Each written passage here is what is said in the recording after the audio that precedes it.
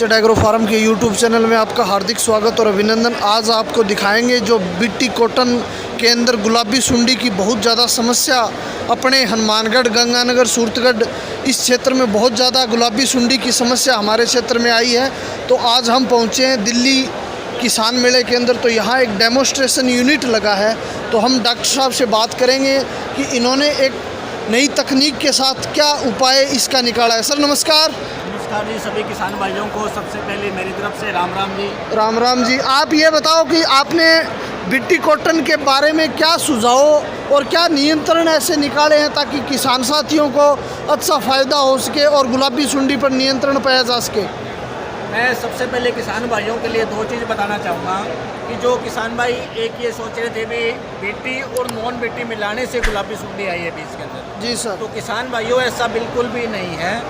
BT और non BT मिलाने का ये था कि जो सुंडी के अंदर जो रेसिस्टेंट डेवलप हो रखी है, बीटी को खा के जो सुंडी जिंदा रह रही है, जी सर, वो बीटी को खा के जिंदा ना रह सके। चलो अब सुंडी आ चुकी है, उस चीज़ को अपन छोड़ते हैं, पर अब इसको रोकना कैसे है। जी सर।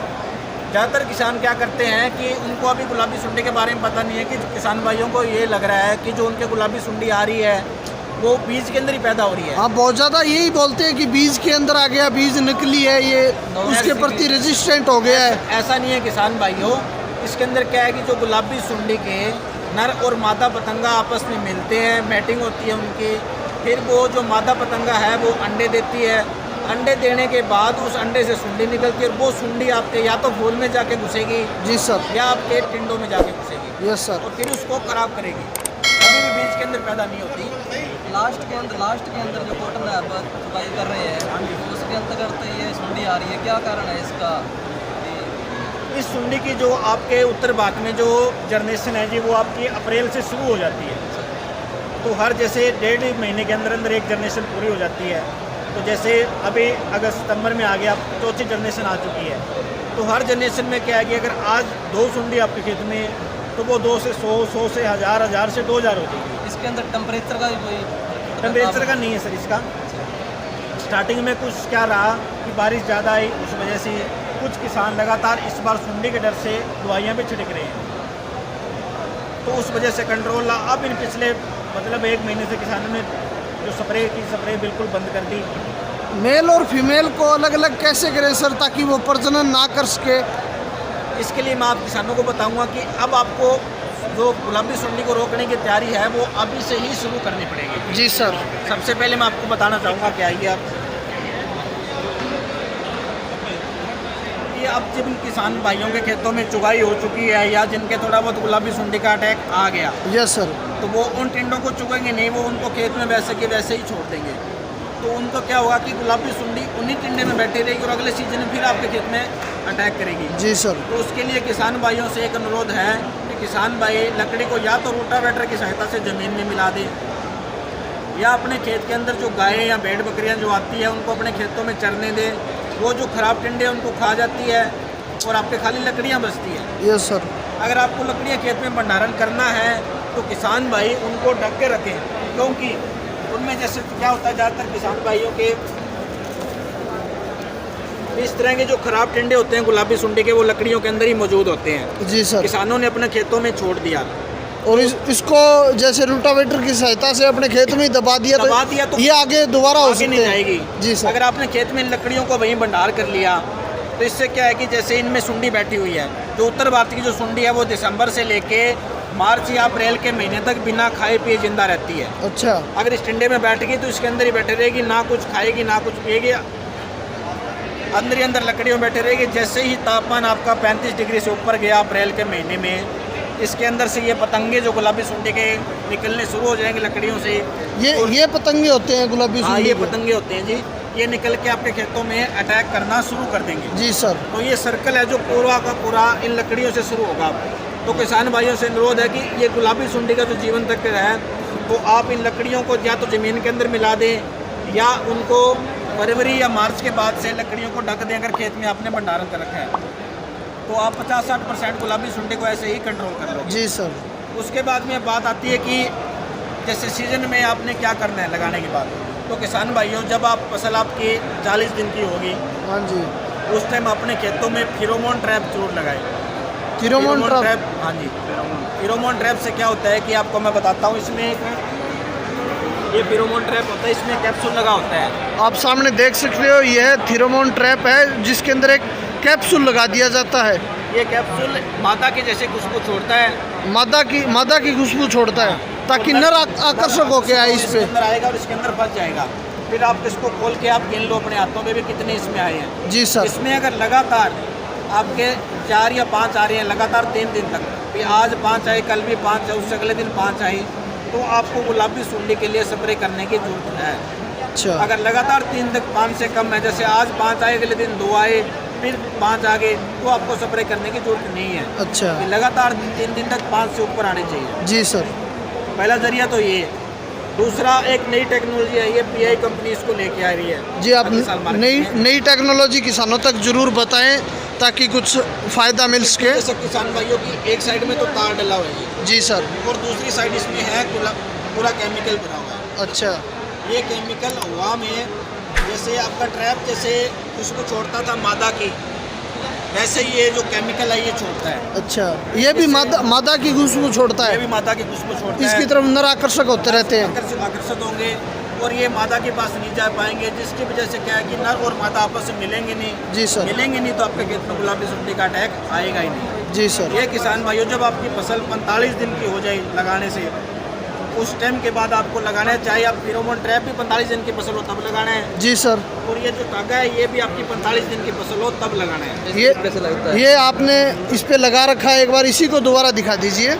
ये आपको किसान भाइयों सीधा आपको धागा लेना है ये, और ये आपको सीधा इतना को घुमा के इसको आपको ऐसे बांध देना है इसमें। जी सर। जब आपकी फसल 45 दिन की हो तब इसको बांधना है। 45 दिन की हो तब। उसके बाद किसान भाइयों के मन में आ रहा होगा कि ये धागा कितने धागे बांधने हैं। जी। एक बांधना है, 1000 बांधने कितने? तो किसान भाइयों, आपके 1 एकड़ के अंदर 150 धागे बंधेंगे। 1 एकड़ जमीन में 150 धागे बंधेंगे। 150 धागे। जैसे पौधों को छोड़ के बांध सकते हैं। पौधे पे बांध दिया, अगले पौधा होगा वो उससे 5 मीटर की दूरी, अच्छा। 15 फुट या 20 फुट के बीच में जो पौधा आता है उस पर दूसरा धागा, फिर आके ऐसे धागा।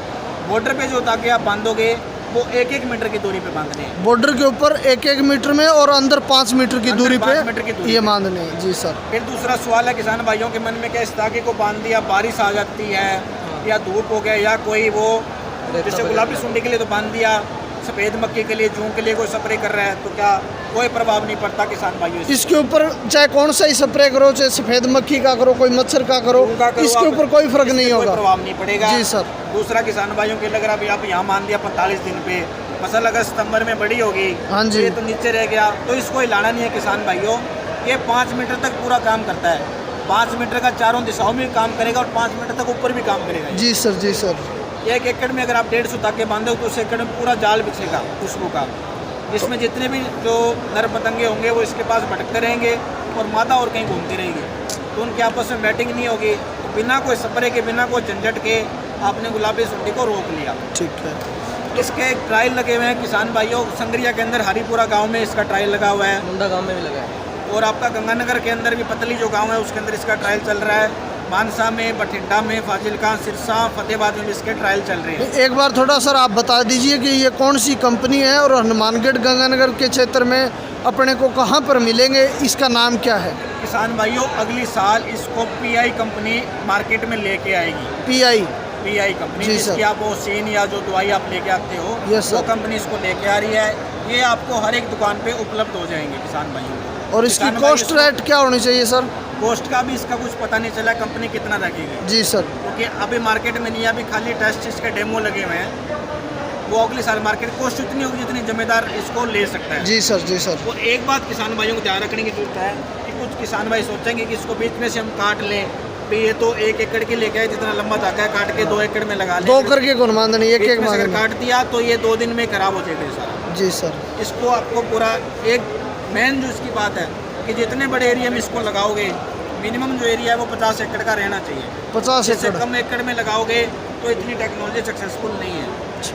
तो आपने हरिपुरा के गांव में लगाई है संगरिया में, तो वहाँ इसका क्या रिजल्ट आया सर? संगरिया में हमने देवेंद्र जी जाकर के खेत में लगा हुआ है, उनके खेत में बहुत अच्छा रिजल्ट देखने को मिला है। जी सर। उनके खेत में अगस्त के महीने में गुलाबी सुंडी का अटैक पूरे हरिपुरा के आसपास गांव में काफ़ी ज़्यादा था, पर उनके खेतों में गुलाबी सुंडी का अटैक बिल्कुल भी देखने को नहीं मिला। जी सर। कोई एक आधे एकड़ में नाम मात्र अटैक था, वो हो सकता है भी दूसरे खेत छूट के उनके खेत में आ गई हो, पर वैसे ओवरऑल 60 एकड़ में लगा हुआ है, वहाँ 100 बीघे आपके बनेंगे 60 एकड़ के, उनमें पूरा कोई गुलाबी सुंडी का अटैक देखने को नहीं मिला। ठीक है सर, बहुत बहुत धन्यवाद सर आपका। इनके बारे में गुलाबी सुंडी आपके खेतों में आती कैसे है किसान भाइयों? इस पहले पतंगा बनेगा। जी सर। ये पतंगा उड़ के अंडे देगा। हाँ। अंडे से आपके सुंडी बनेंगे, सुंडी से फिर प्यूपा बनता है, फिर ये पतंगा बनता है। अच्छा। मतलब सुंडी से इसको कोस जो कह देते हैं या पतंगा कहते हैं। पतंगा। इस पतंगे से कोस से ये पतंगा बनेगा, पतंगे फिर अंडे देगा, अंडे से फिर सुंडी बनेगी। जी सर। जी सर। ये पूरा सर्कल होता है गुलाबी सुंडी ये का। जीवन चक्कर है गुलाबी हाँ, सुंडी ये का। पूरा जीवन चक्कर है गुलाबी सुंडी का। जी सर। तो फेरोमोन ट्रैप बस आपको क्या है कि इसको आपस में मिलने से रोक दोगे, अंडे नहीं दिए ना तो ये सुंडी आएगी ना ये सब काम रुक जाएगा। तो इस गुलाबी सुंडी का लाइफ साइकिल जीवन चक्कर कितने दिन का होता है जीवन सर? चक्कर का जी इसका उत्तर भारत में जो इसका जीवन चक्कर है वो आपका अप्रैल से लेके नवंबर तक तो रहेगा 45 दिन के आसपास, 23 से 45 दिन के बीच में। जब आपका ये दिसंबर से लेके और मार्च तक जब टेम्परेचर नीचे चला जाता है, उस 4 महीने में ये अगर एक ही अवस्था में रहेगी, अगर सुंडी है तो सुंडी है, प्यूपा है तो प्यूपा अवस्था में ये बैठा रहेगा अपने। जैसे ही अप्रैल के महीने में फिर इसका जीवन चक्कर स्टार्ट हो जाएगा। उत्तर भारत में ये मतलब 3 या 4 जनरेशन पूरी कर लेती है एक सीजन में। मैक्सिमम 40 या 45 दिन का लाइफ साइकिल। हाँ, इतने में है इसका। जनरेशन स्टार्ट हो जाती है। हाँ जी हाँ।